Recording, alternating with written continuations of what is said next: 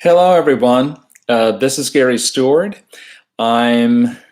This is the beginning of my blog, Radical Enlightenment Continued.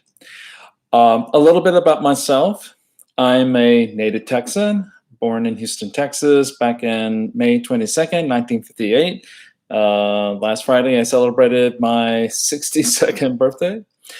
I've been a social worker for most of my professional career, mostly in the mental health field, though having done some positions as a research study coordinator for psychiatric research as well as for cancer research. I was a Buddhist monk with the Vietnamese Zen master and peace activist Thich Nhat Hanh for 4 years or so, from 1992 to 1996 in March of that year. For about 30 plus years, I've been also on the side an organizer and activist for environmental campaigns, human rights, peace activists, and economic racial justice. I just recently decided that I'm going to be retiring. Now that my husband and I moved from Dallas, Texas, where we have been living since 1997, and my husband has always lived in the Dallas area, we decided that given the worsening environmental climate in the state of Texas, as well as the extremely bad political situation in Texas, given its control by corporate interests, particularly the fossil fuel industry, developers, and as I would call them, Christo-fascists, conservative evangelical churches. I just found that after being active in Texas for most of my life as an organizer and activist, I was just beating my head against the wall. And I wanted to go to a place that was environmentally better, cooler, and also more progressive. So I had long wanted to live in Vermont. I always thought it was a beautiful state, and it's also a far more progressive state than Texas could ever possibly be. So my husband agreed after we checked it out, the Burlington area last year, fall and October, and we made our move in last year, November. And we've loved being here. It was an adjustment to having days where it was 1 degree or lower, but we found that we could handle that. That was far easier than trying to live under 1,500 degree temps with 118 degree heat indexes during summertime in Dallas. So earlier this year, I came up here. I had gotten a job at a mental health facility, outpatient facility, the 11th largest employer in the state of Vermont. And before my 3-month trial period was up, I was unfairly dumped. After poor training, pretty much I was told by my supervisor that my first month with the agency was a wash. And even though I was showing marked improvement in learning all the new procedures, I wasn't even given a reason for being fired. I was just fired, which was rather devastating because we had just moved up here. We were starting to make connections with people, but we didn't have the kind of social safety network safety net that we had back in Dallas. And so, but it wasn't too long after that the pandemic came onto the scene, and it became very, very clear that the social economic situation was radically changing for the worst. It helped me to put my job loss in a broader context where it was less, oh, I'm a failure, to the system itself is a failure. And now there is real possibilities for creating something new because the old did not work, has never worked, only worked for a few, upper class whites, for the most part. and based on American empire, rape and pillaging of second and third world countries, as well as oppressing people of color here in the United States, Blacks, Latinos, and First Nation citizens, Native Americans. So this was an opening that presented itself to me that maybe it's time to retire. I put in my time working for the man. Also, I don't want to work in social work anymore, given that most of it is trying to put Band-Aids on gunshot wounds from people injured from a racist, classist, sexist police state that so many people are damaged from, and we're supposed to, as social workers, help them when the system is not geared or set up to help them, particularly in the case of Texas, which is, I believe, from what I remember from a study published by the New York Times, that Texas had or has the worst overall mental health system in the United States, which I'm not surprised by. And Vermont, while there seems to be the will there, the money is not. So instead of wasting my time trying to, quote, fix what is not fixable, if society is not changing the injustices, economic and social and political in their system, there's no hope to really help people. So I decided I think I will be retiring early this year, later on this year, and focus on what my passion has always been, is working for justice, community organizing around justice issues, particularly with regard to developing, creating, and implementing an eco-socialist vision, an eco-socialist economics and social structure to replace what is collapsing already in front of us and will continue to do so at an accelerating speed. And part of creating this blog is how to address this. Now, initially, I was planning to do something around calling it, my blog, the Red-Green Kitchen Dialogues, because I was thinking about politics. But I've been studying, I was a philosophy major. I got a BA in philosophy, almost a master's in philosophy. And then I got that's my husband who just came in from work. And then I got Hello Fred, and as well as getting my MSW, my Master's in Social Work and Political Social Work. But I've continued my philosophy studies, and one of the things I've been really focusing on, I guess this is backwards for you, but really focusing on, besides the Marxist tradition and reading and studying Marx and Engels and others like him, is studying the radical Enlightenment and the rise of modernity, and how that, not just the Enlightenment, but the radical Enlightenment that was critical of orthodoxy, willing to critique religious orthodoxy and develop the concept of the right to a freedom of thought, the freedom of philosophic thought, which helped begin the basis for radical political transformation, even notions of democracy. And that these values, the value of science, the value of rational thought, of critique, the importance of facts, the importance of empirical evidence, are coming under attack, even more so than ever, even though this began during the awful reign of Reagan. I'm old enough to remember that.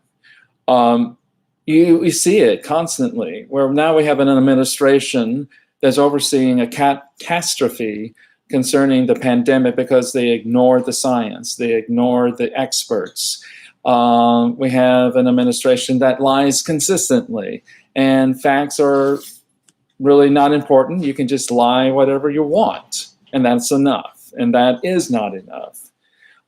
We see politicians business people, financiers who turn a blind eye and even lie about, for example, climate catastrophe, global warming. Exxon knew about this back in the 70s. Their own studies showed it, and they squashed it. And they have spent billions of dollars on disinformation campaign. And here we are with our ecosphere rapidly unraveling. So facts have been trashed. Rational thought, science has been trashed. We see people egged on by Republican governors rejecting wearing masks, rejecting social distancing, because it infringes their freedom, and they're now denying, rejecting the expert opinions of seasoned, well-established scientists and doctors on this. And what we're seeing now, not just in the United States, but throughout the world, the rise of neo-fascism, or just fascism, and corporate fascism. Capitalism at its dead end is resorting to what it's really always been in nature, fascistic and definitely anti-democratic. So it became clear to me my different passions really come together at the root, which is understanding, well, really the need to understand where modernity comes from. Yes, there are problematic elements within modernity. And one could say that the Enlightenment, particularly the radical Enlightenment, was undermined by moderate Enlightenment forces, and then just reactionary capitalist ideology. But it's important to understand what our values are as people who believe in those values of democracy, of science, of intellectual freedom, freedom from orthodoxy, the ability to critique orthodoxy, political orthodoxy, and religious orthodoxy,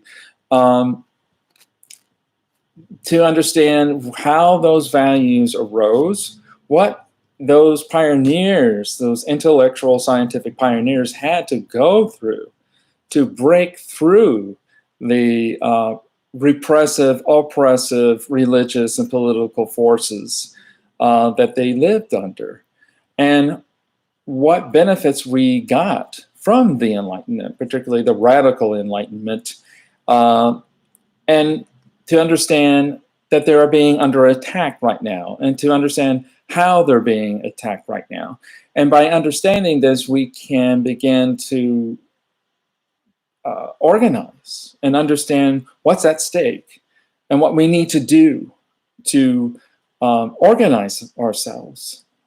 Part of the radical Enlightenment tradition is Karl Marx and Engels and those in the Marxist tradition, and others who critique capitalism and who oppose fascism and Nazism in the 20th century. We're facing a very dark period. And so we need to understand that the radical Enlightenment has, even though it happened back in the 17th and 18th century, it's crucially important and relevant now in the 21st century. And we need to take what we can from that tradition to help us organize resistance to what is happening now, the great unraveling of society, of economics, and politics. The thing is, the old system has to go, and it's doing it on its own. It's killing itself. Unfortunately, it's going to take a lot of people with it. So at the same time, we need to try to mitigate the damage from the unraveling as much as possible, to be as proactive as possible, and understanding the situation that we're in, being very clear what our principles and values are, to learn from previous thinkers and activists and organizers, important strategies, models, to help create something that is sane and just, ecologically sane, and socially, economically, politically just. So this is why I'm kicking off this blog. I would love to hear back from people. I plan at this stage of the game is begin to kind of go through the this book, Radical Enlightenment. I can't. It would be boring to try to do it, totally in depth, and I'm not an expert at it, but there's no need to, go it through my minutia. But the general gist of who were the major instigators of the radical enlightenment, what were they talking about, what was radical about them, and what they had to face, what struggles they had to do. And it's interesting, their enemies back then, the religious and political authorities, are the very same kind of enemies we are facing now. Though with us now we have the business interests, more explicitly separated from the governing bodies. We're not dealing with kings, except for King Trump right now, who thinks he is a king or an emperor. But now we're also having to deal with financial, economic forces, more so than they did back then. And then begin through that process of looking at how radical politics, stemming from the radical enlightenment, how that began to develop and what we can learn from that. So to me, philosophy is very critical. I don't believe in armchair philosophy or armchair philosophers. I mean, they exist, but it's really quite pointless. For me as an organizer and activist, I always held the importance of theory and praxis or action. We need to understand, we need to have a grasp, at least a working grasp of history. How did we get here? Why we have the economic political structures that we have right now, where they come from, and to understand what were the values that we do cherish. How did they come about? What was the struggle to be able to arrive at them and to develop them and to establish them as much as possible, as much as could be possible within a capitalist context? And by understanding at least the field that one finds oneself in, then you know who the players are. You kind of know what the history is of why things are the way they are. And you begin to address them by finding concrete actions to work with. Also, definitely finding out who are being affected the most by oppressive, repressive policies. What communities are being hit the most.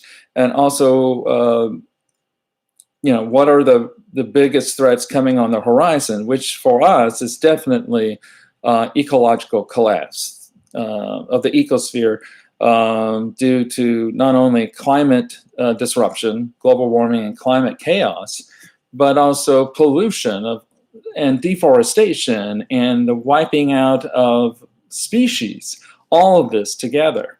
So that is no longer on the horizon, it's already here. Though the worst of it is still not too far off on the horizon. So we need to have all of that in mind as we're looking at, okay, what do we need to do? So we need to have an immediate focus, but also a long-range goal as well. And that to me is the importance of theory. Theory for theory's sake is worthless. Theory is only what our ancestors, our predecessors learned in their political struggles, in their philosophic struggles, and their scientific struggles. And they have passed that on to us, not to worship, but to work with as tools to try to work on addressing the issues that are in front of us.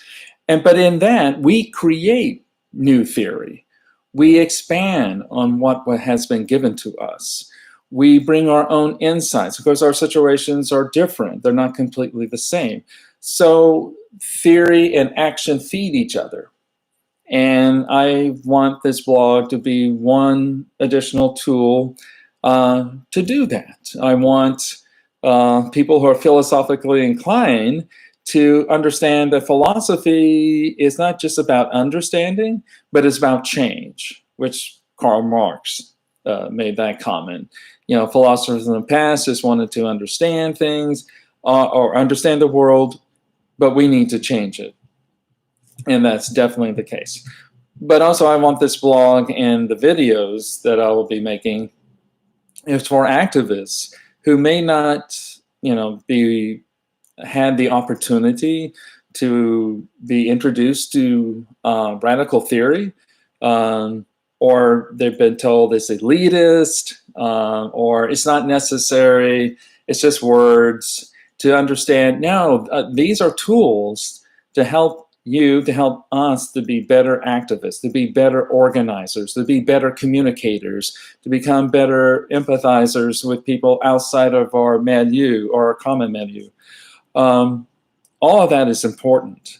And I agree with Antonio Gramsci, the Italian communist who died because of his imprisonment by the Italian fascists, that everyone is an intellectual.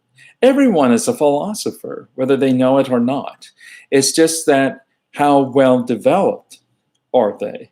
How much opportunities have been given to them to better understand the situation that they're in, politically, socially, economically, and now definitely ecologically.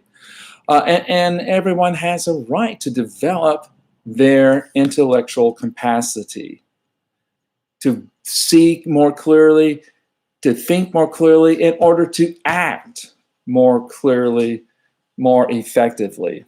Okay, this is not, you know, for someone to put an intellectual feather in their cap. That's not the point. The point is for us to better understand the world, to better modify it, to change it, to revolutionize it in a way that there can at least be civilized, humane, civilized society that's also ecologically grounded. So I'm going to end with that for right now. I hope that you check in, plug in with me, and I'll keep you posted. And I would love to hear back from you. I do ask people to be civil in their discourse.